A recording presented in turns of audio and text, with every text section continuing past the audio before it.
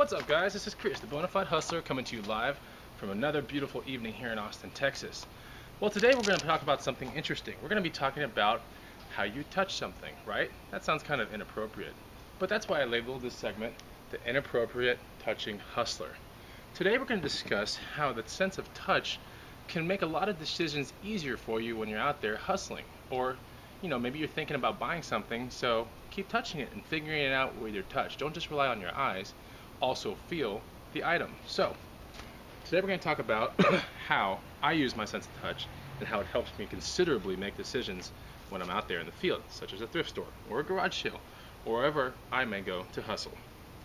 Anyway, you have to make decisions based on feel sometimes, because sometimes it looks visually really good and then you got to start feeling it. So prime example, Matchbox cars, like little Hot Wheels stuff, right? Here's a real cheap one from Japan that underneath is plastic, a little bit more current day.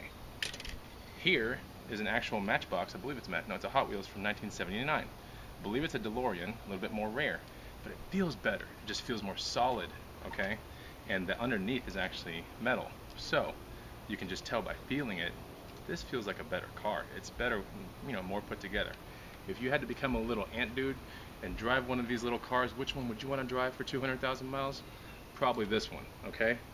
You don't want to be an ant dude and get into this piece of junk, even though it is a PT Cruiser.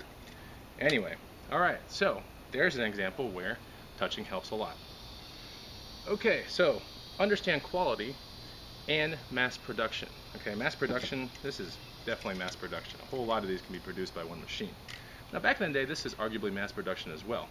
But this is a little bit before and when the advent of plastics was coming out, so the wheels are plastic, but that's about it on this car, and it's really, really, really nice looking. So yeah, mass production is one of those things. You take a look at like Magna bicycles, for example, at Walmart, or Huffy's or Murray's. That's one of those things that you want to stay away from, and you want to get towards quality. Quality such as the bikes I talked about in my last video. Quality takes time.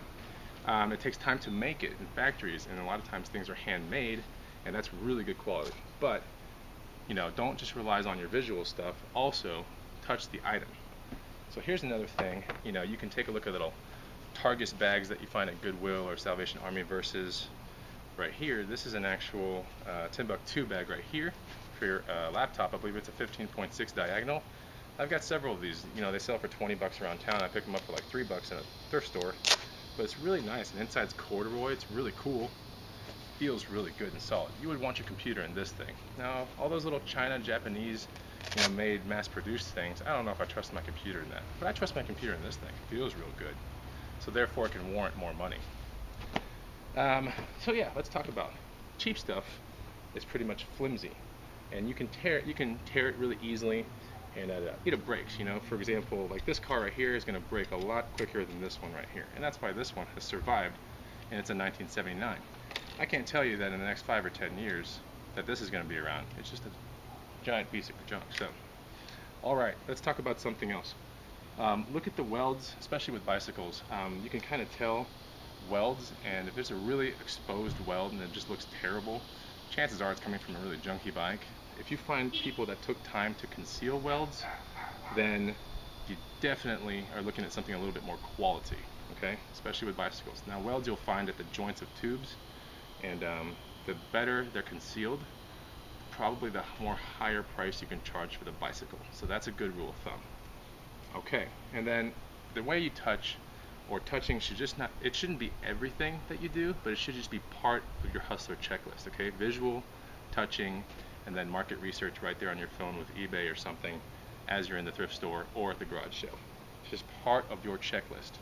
So I'm going to show you one last example of junk. Here's a new bright boat. It's pretty cool. I am going to work on this thing. I got it for basically free, and I'm going to make a video out of this somehow. It's going to be involved in one of the contests. I have a strong suspicion, but it's a piece of junk. I mean, just listen to it. Right? Does that sound like quality to you? Does this look like quality? No, not quality. Now let's take a look at something else. Back in the... Okay, so this thing came out like 2 years ago or something. They probably charged $29 to like $49.99 just for this thing right here. Now, are you going to spend about 40 bucks on this? Or or are you going to spend 50 on something like this? Now this is an actual gas racing boat that's capable of going about 65 to 75 miles an hour on a lake. You can see, look at the quality in that right there, right? Water-cooled engine, completely aluminum and steel, like rudder system, steel prop, totally awesome. Okay, now this is what you want to buy, because this in town will probably bring you about 200 bucks pretty quickly, maybe even 300. This right here, the Sundancer, is probably going to bring me, I don't know, since I got it free, maybe 15, 20 bucks when I decide to sell it. But that's pretty much it. Do you see what I'm saying? You've got to touch things. If you just touch this versus that, you'll understand right away that this is not what you want to be buying. You want to be looking for stuff like that right there. Okay? Hope you like this video. I'm trying to keep it pretty short, 2 5-minute segments. We'll see what the poll on my Facebook says. I've been asking that question. Do you want a 10-minute video or 2 5-minute videos? And we'll see where that goes. And if you do like these videos, please comment, like, and subscribe, and find me on Facebook. See you guys later.